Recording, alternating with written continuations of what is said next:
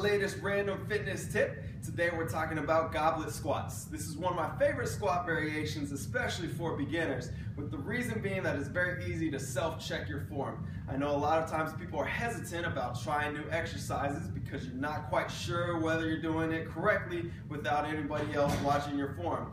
Well, I'll show you in this video that with the goblet squats, you can self-check on every single rep and do it correctly every single time without anybody else watching. I'll show you how. So the reason this exercise is called the goblet squat is because you're going to hold a dumbbell or a kettlebell like it's a goblet. So our hands are cupped in a position like this with the elbows pointed down. Alright, so then to perform the actual exercise, we're going to start with feet slightly wider than shoulder width in a normal squatting position. Okay, then we're just going to do a regular squat. So we're sitting back in the hips, let the elbows touch the knees, and then drive back up.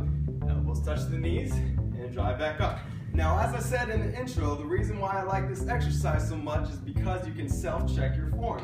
I'll show you from the side that when I do this correctly, and my elbows touch the knees, I get into a perfect squat position. There's a parallel line from the ground to the knee to hip, all right? And we're all the way down, getting proper depth. If I don't go all the way down and my elbows don't touch the knees, you can see that this line clearly is not parallel to the ground. So all we gotta do is make sure that we touch elbows to knees every single time. Now there are a few things that we can do incorrectly, and I'll go through some of the common ones now. The first one I see a lot is people's knees shooting either out to the outside like this, or inside collapsing like that. Okay? So again, we want to make sure these elbows are pointed basically straight down, and that way, if we touch the knees every time, then we know that the knees are in the right location. Another thing that we can see is heels coming off the ground and or putting too much stress in the knees.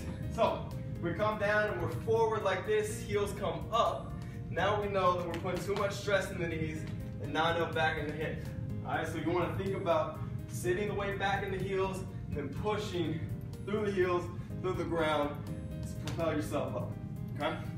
The last thing that we can see is a rounding of the back. Whenever we get down, we want to make sure core stays tight, and then we have a nice straight line basically from hip up to the shoulder.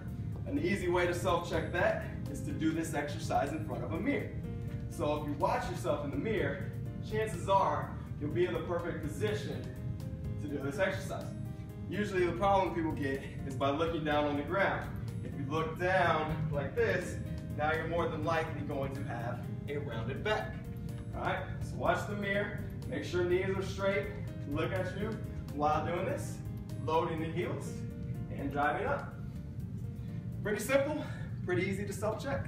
So as for weight and reps, I would start off light, maybe a 10 or a 15-pound dumbbell. I usually do around 10 reps, 8 or 12 is fine as well. Okay, and then you'll see as you continue to get stronger, we can move up to heavier weights to make the exercise more challenging. So there you have it, that's the goblet squat. Thanks for tuning in. I'll catch you next time on the next random fitness tip. As always, contact me with any questions. Thanks and have a healthy day.